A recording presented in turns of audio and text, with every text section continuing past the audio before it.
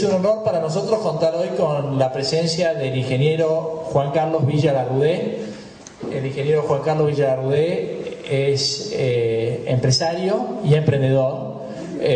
Fue fundador de OMINT en Argentina en el año 1967. Es ingeniero industrial. Hizo una maestría en administración de empresas en Cornell, en los Estados Unidos, y tiene una larga experiencia como empresario y emprendedor en Argentina y también en Brasil. En 1980 expandió OMINT hacia Brasil, donde creo que inclusive son más grandes que en Argentina, ¿correcto?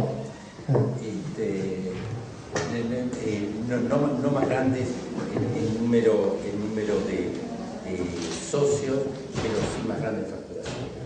Bueno, y nos va a hablar hoy sobre su experiencia empresaria, qué es ser un empresario en Argentina, qué es ser un emprendedor, qué desafíos implica. Así que aprovechemos este honor que tenemos de poder contar con la presencia. Juan Carlos. Realmente muchas gracias por la invitación, con mucho gusto les voy a hablar sobre mi experiencia. Les he repartido unas notas antes por dos motivos. Uno, porque no soy muy afecto a la tecnología a pesar de mi ingeniería industrial, y también creo que de este modo van a poder seguir mucho mejor el itinerario de mi charla. Yo de la hora voy a poner acá. Me gustaría, en primer término, para ubicarnos, el hecho de las clases de empresarios, por supuesto, es una categorización mía. El hombre de negocios, el productor y el emprendedor. El hombre de negocios es aquel que compra y vende. Las tres son actividades perfectamente lícitas. Él compra algo, lo tiene en algún lado y lo vende. El productor o el fabricante es aquel que produce productos, que su actividad normal viene en materias primas o da un servicio y las vende. El emprendedor es el que pone cosas en marcha, que es una actividad, por supuesto, es empresarial, por eso lo pongo como categoría, pero es esencialmente distinta a los otros dos. Les voy a dar un ejemplo para que vean la diferencia. Este es un ejemplo obviamente no real. Estamos en la Edad Media, va un caminante, una catedral en construcción. Hay tres obreros que realizan exactamente el mismo trabajo, que es moldear unas piedras para ponerlas en esta gran catedral. Ustedes conocen las que fueron en la Edad Media.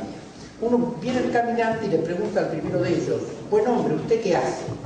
Vea, yo tengo una familia relativamente numerosa, estoy acá porque tengo que mantener a mi familia.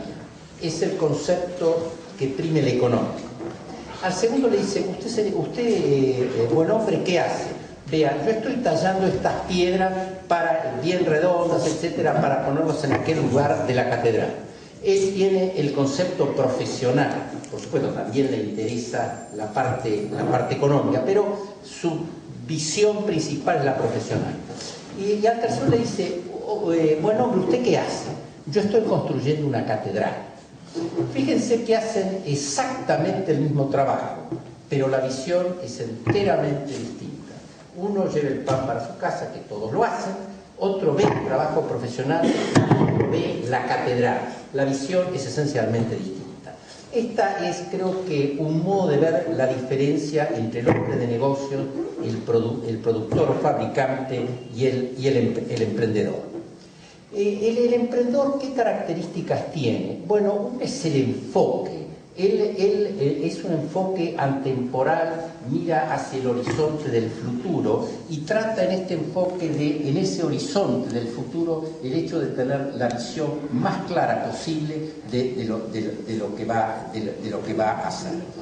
También esta visión es como agarrar unos catalejos, pero muy lejos va esta visión. Y su accionar es esencialmente diferente, es decir, él está preocupado en el futuro, por supuesto también algo en el presente, pero está enfocado en el futuro.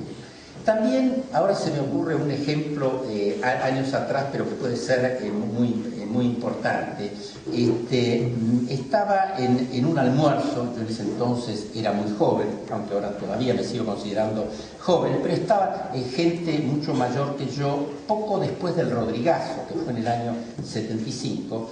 Estaba sentado en una mesa con gente relativamente muy importante, una era el presidente de ESO, y no sé cómo me dijo que su hijo, que en ese momento volvía de Estados Unidos después de haberse recibido, estaba hablando con amigos de él, de la situación del país, posibilidades, etc.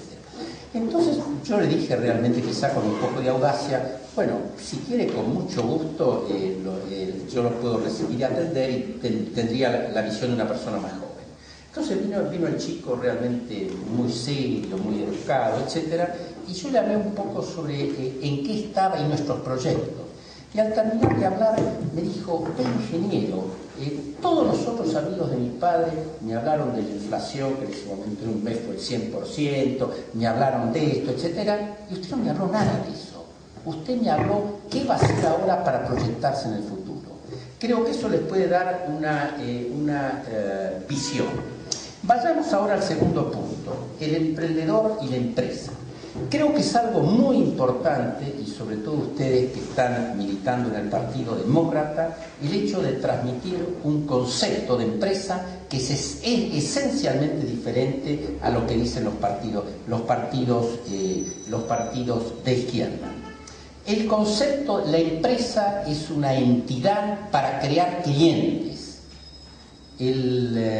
La empresa se basa principalmente en el cliente. ¿Qué es lo que la empresa vende? Es algo que es útil al cliente y su éxito está condicionado a que satisfaga realmente lo que quiere el cliente. Una empresa también es una entidad que cumple una función útil para la sociedad. Si no, creo que dejaría de ser empresa. Y con respecto a la ganancia no es el propósito de la empresa. Por supuesto que es un factor limitativo, por si no uno no puede seguir, pero no es la causa, sino el resultado de lo que uno produce. Es decir, la empresa no es algo para ganar dinero, aun cuando se debe ganar, sino que es algo para crear y mantener clientes. ¿Por qué es importante la ganancia? Y es algo fundamental, es que primero es un test de eficiencia de las actividades que uno hace. Es el pago que la sociedad le brinda a los accionistas. Y además es la fuente para crecer para el futuro. Las inversiones no se hacen en base a crédito. El crédito es algo temporario que uno lo tiene que pagar con ganancias porque si no quiebra. Yo creo que eso es realmente muy importante. Me acuerdo que una vez hablando con alguien relativamente joven, le expliqué una idea mía, me dijo que no iba a tener ninguna chance en la función política, además que mi interés no es trabajar en la función política. Yo eliminaba yo a todas las empresas estatales, ONG, etcétera, absolutamente les exigía ser empresas para ganar dinero, con lo cual tienen la FIP, pagan impuestos, etcétera. Lo que pasa que a algunas le diría, usted está sin fines de lucro, perfecto, vamos a poner en el estatuto que no va a repartir nunca dividendos. Es decir, nadie va a retirar ganancias, pero está la FIP, hay auditores, pagan impuestos para mantener al Estado y la sociedad y están en una competencia perfecta con la empresa privada. Ese es el concepto de lo que es una empresa y me parece muy, muy importante porque creo que un porcentaje de la gente que trabaja en política tiene una idea dramáticamente distinta. Creen que la empresa es un ente para ganar dinero. No, es un ente para crear clientes. Lo mismo, yo no vine acá para mostrarles un traje, vine para hablar, por más que he venido con un traje.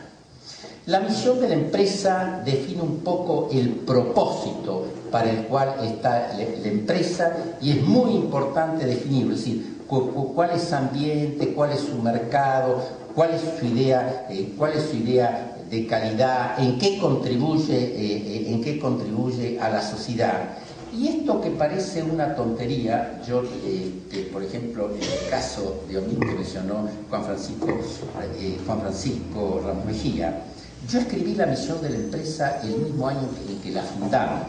No la fundé yo solo, la fundé con un cuñado mío que era médico, pero la puse por escrito. Eso que puse por escrito en el año 67 sigue teniendo vigencia en el día de hoy.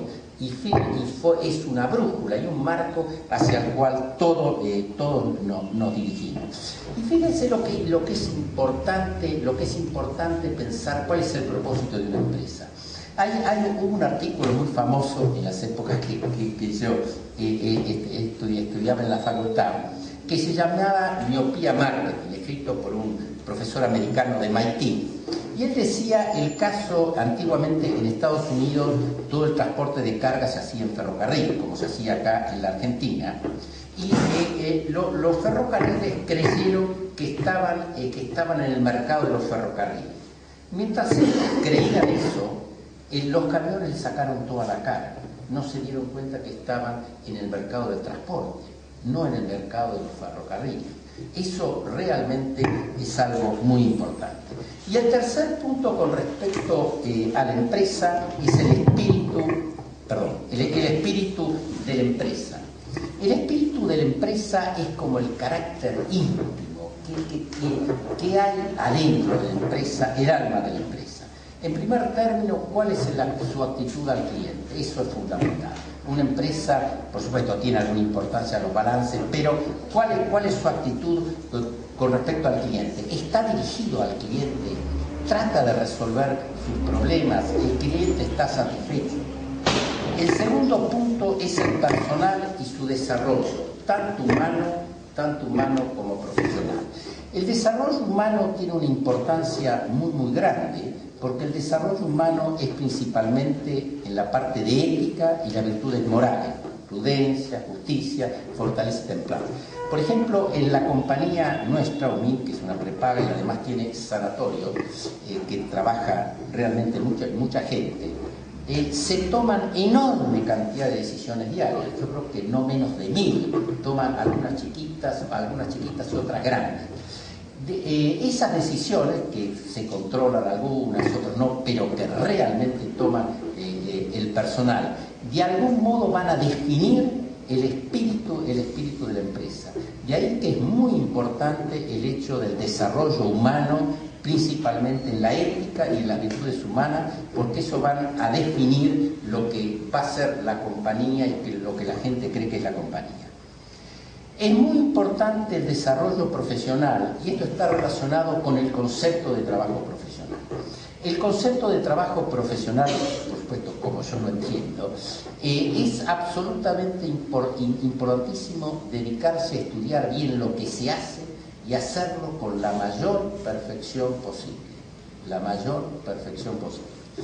Y esa mayor perfección posible es hasta los últimos detalles, aun cuando el cliente no lo vea. Mi asociación, desgraciadamente, con un cuñado mío, José Barcobo, que era médico y murió poco tiempo después, nació porque los dos, aun cuando trabajábamos en campos diferentes, teníamos el mismo concepto con respecto al trabajo profesional, con la mayor perfección posible, el hecho de que en ese trabajo uno debe desarrollar virtudes humanas y como en ese trabajo de algún modo debe contribuir a la sociedad. Esto tiene también una consecuencia muy importante. Los trabajos no se clasifican en grandes o chicos, no son ni grandes ni chicos, son los trabajos bien hechos o mal hechos. Se puede tener el presidente de una compañía haciendo un trabajo muy mal hecho y una ordenanza con un trabajo aparentemente sin importancia que lo haga bien hecho. El trabajo bien hecho requiere todas esas características a juicio mío.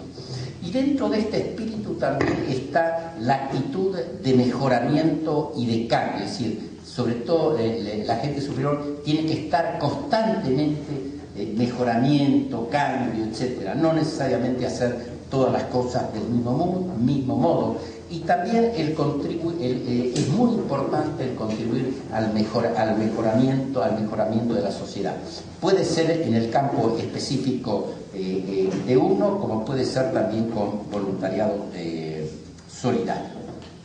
Es muy importante comprender el contexto en el que trabaja el emprendedor. Yo las llamo las 4 antítesis.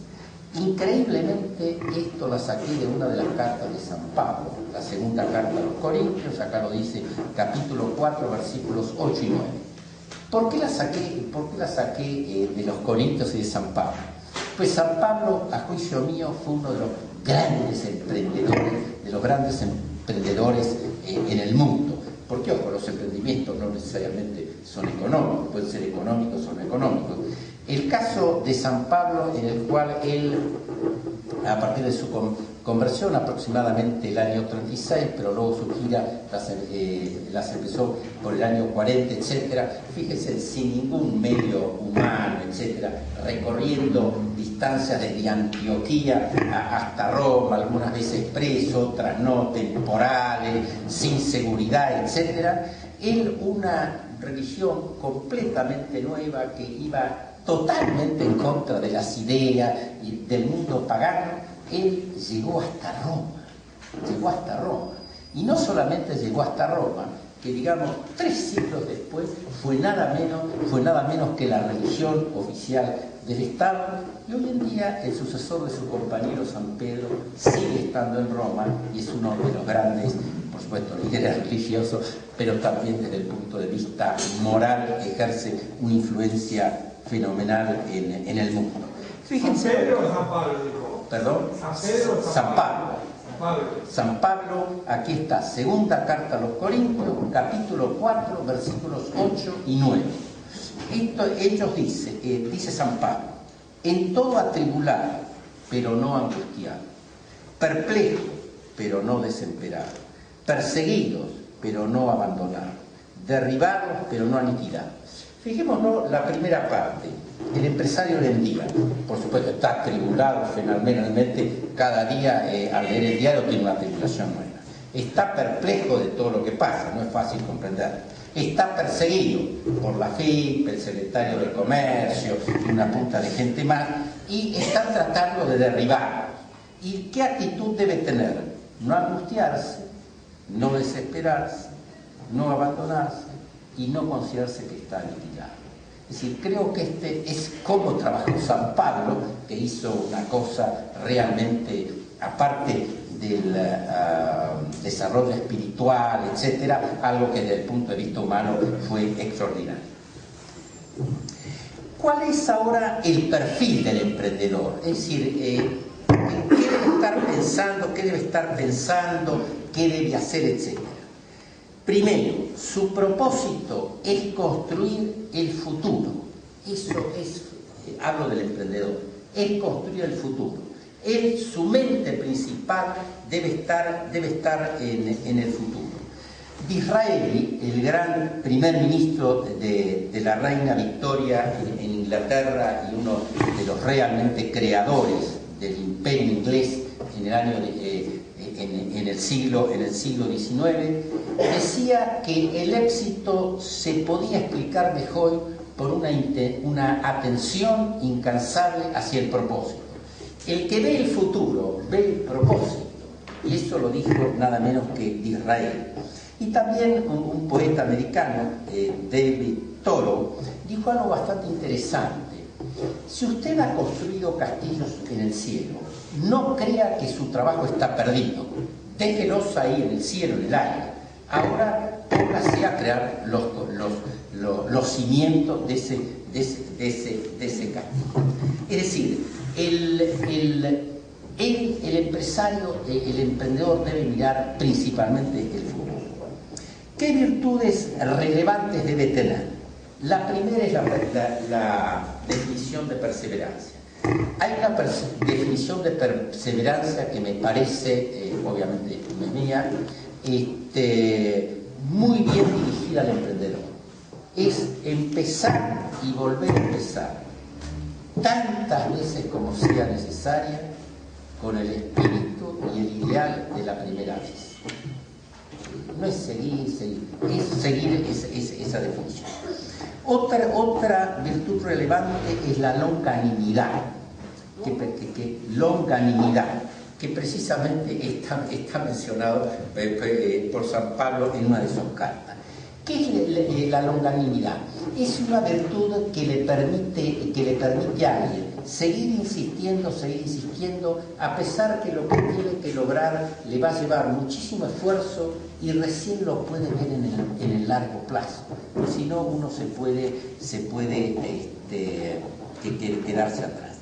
Y la insondabilidad, la sonda tiene por objeto ver cuál es la profundidad en un mar, en aguas profundas. Y esto de insondabilidad va referido a que la construir el futuro es como llegar hasta el fondo del mar. Por lo tanto, es muy importante tener en cuenta eso de la insondabilidad. Construir el futuro. Algunos conceptos. Construir el futuro no es adivinar el futuro. Primero, que el futuro no se puede adivinar, y lo que uno puede adivinar son qué escenarios son posibles, si pasa eso, pasa otro. Pero construir el futuro es qué voy a hacer yo, no qué puede pasar en el futuro.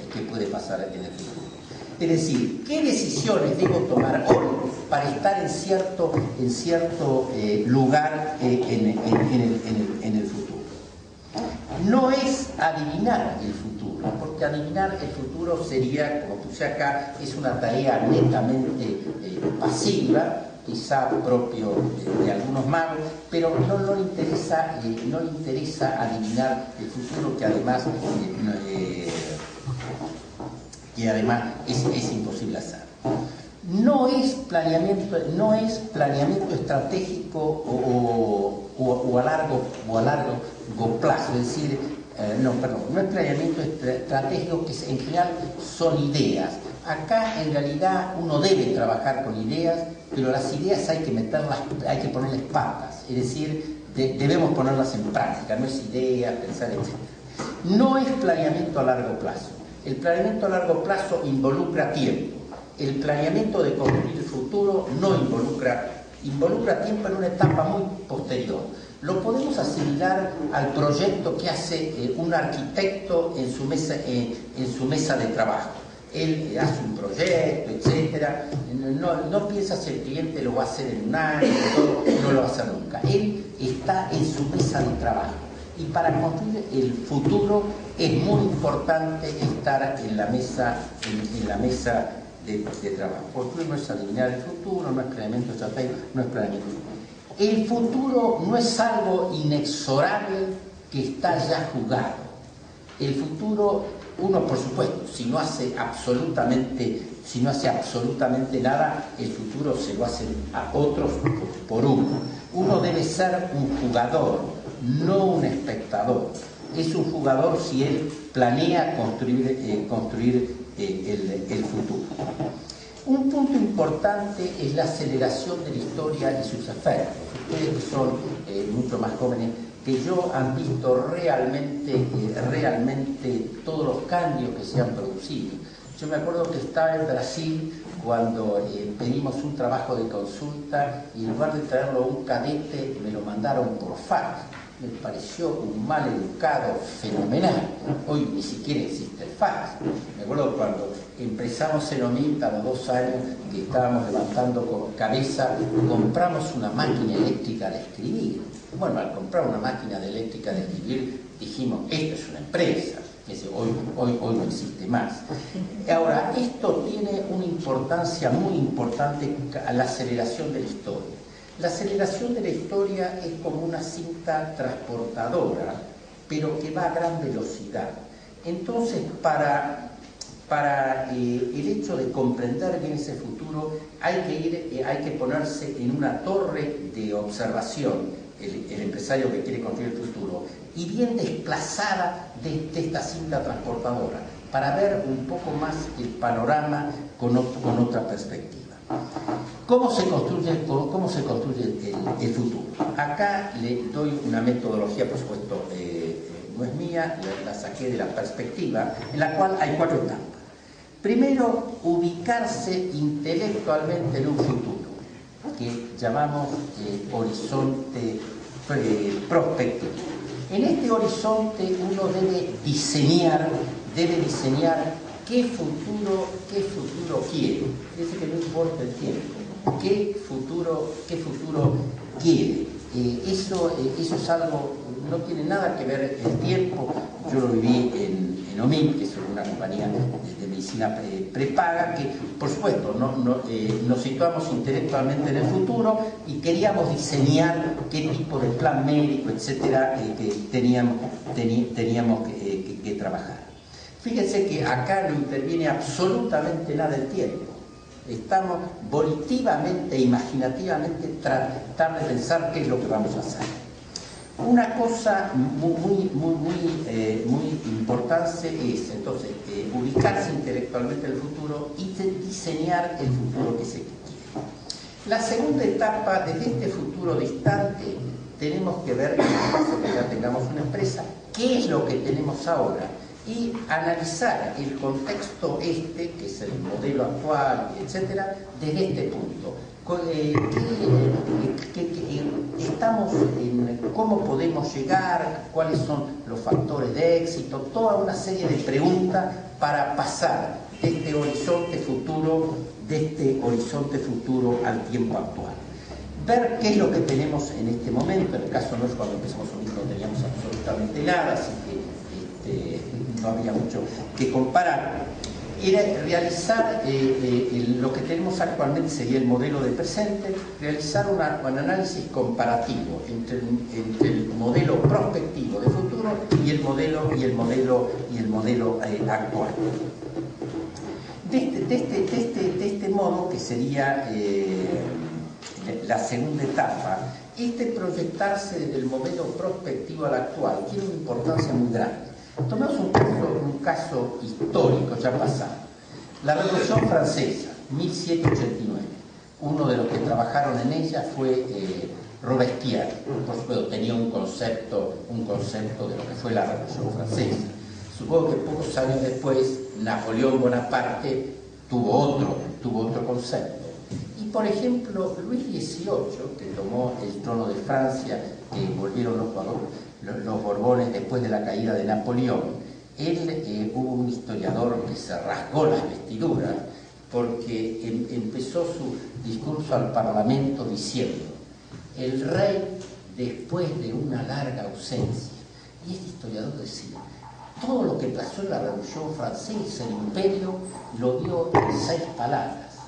Ahora, fíjense cómo un historiador del fin del siglo XIX, cómo vio la Revolución Francesa, cómo la ve hoy. Ahora, fíjense qué importante es ver desde un futuro lo que pasa hoy, porque la perspectiva puede ser diametralmente distinta.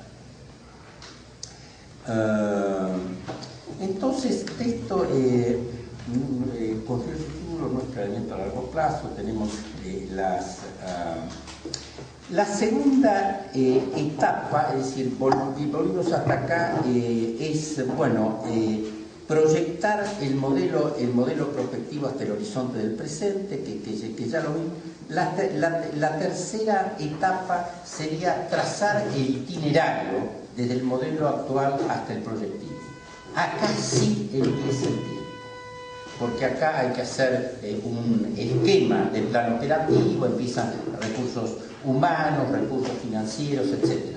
Pero fíjense que es la tercera etapa. Es como, digamos, esto que dije del arquitecto, proyectó la casa para el cliente, al final el cliente estuvo de acuerdo, dijeron, bueno, ahora tenemos que empezar a construir. Pero recién en la tercera etapa, que el cliente debe ver si tiene la plata, no la tiene, en cuánto tiempo se puede hacer, etc. es importante el hecho de trazar el itinerario y, por supuesto, revisar las distintas etapas. Una vez trazado el itinerario, la cuarta etapa sería evaluar la viabilidad del modelo prospectivo, de modo que no sea un castillo en el aire, que no se pueda poner realmente en marcha, es evaluar la viabilidad y ver si se puede poner en marcha. Es decir, todo esto que yo les hablé en cuatro etapas es una metodología, creo que relativamente simple, como escribir la metodología, no ponerlo en práctica, para el hecho de tener la concentración en el futuro. Es una herramienta de análisis, permite reflexionar, pero no es nada más que eso. Lo que es importante para construir el futuro es realmente pensar y poner cosas por escrito. La experiencia mía de algunos años es que la gente es muy difícil que piense y es muy difícil que escriba. Son dos que yo llamo virtudes muy difíciles de encontrar en la gente: pensar y escribir. Ahora, hay que pensar y hay que escribir y hay que encontrar tiempo. Y no son 5 minutos, ni es el colectivo, ni cosa por el estilo. Hay que encontrar tiempo para hacerlo y ponerse a pensar y ponerse a escribir. En una época que jugaba al bridge, hay un famoso libro de Goren, que es clásico del bridge, que en el prólogo decía que la palabra kiss, la palabra kiss, que es beso, pero nada más con el S, decía que era keep it simple, stupid, es decir, hacerlo simple, estúpido. El estúpido no se aplica a ninguno de nosotros, pero hay que hacer cosas simples, no complicadas. Lo complicado nunca se pone mal. Así que acuérdense que lo que sabe en inglés, case con 2 S, keep it simple, stupid. Eso es lo que aconsejo. Y además, como en la natación hay que tirarse a la pileta, uno puede tener muchas clases teóricas, etcétera, pero no se tira a la pileta, al agua pato, así.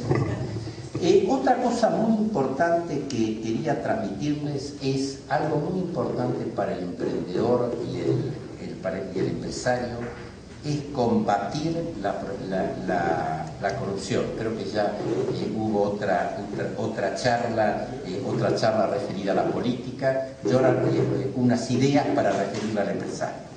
Es una tarea de primerísima prioridad.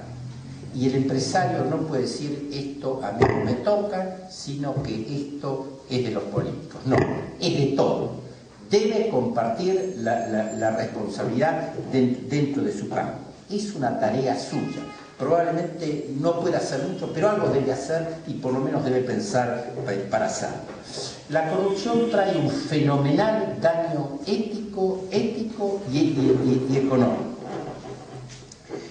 No solamente afecta la integridad de las personas, sino que en el campo empresarial daña las estructuras. Y además que una cosa muy importante, esto me acuerdo, vino a la Argentina, yo estudié en Cornell de Estados Unidos, un decano, y me dijo una frase en inglés que la voy a dar: the tone comes from the top, es decir, el tono viene de arriba y hay que bajarlo, abajo. Este daño ético y moral además tiene un fenomenal impacto económico, porque se desvían fondos que debieran ir al crecimiento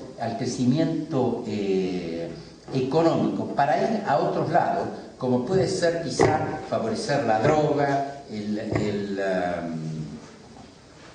la corrupción, la violencia, el terrorismo, etc. Fíjense, yendo al caso concreto en la Argentina. Normalmente en la Argentina la recaudación impositiva era el 30% del Producto Bruto. Hoy en día es el 48%. ¿Ustedes han notado una mejoría en el país en los últimos 10 o 10 años? Creo que no. Al revés. O al revés. Ese 18%, del 30 al 48, ¿dónde fue?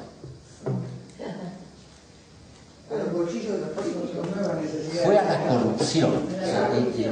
Fue a la corrupción. Y bueno, eso es cómo se canalizó.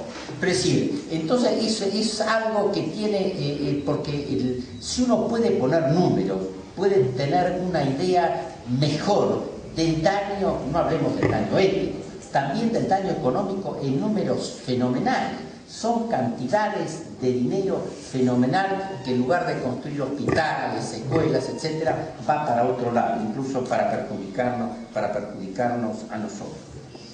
Y también ahora viene algunas referidas a la acción, lo que puede hacer un empresario. Puede hacer algo desde el punto de vista interno y desde el punto de vista externo.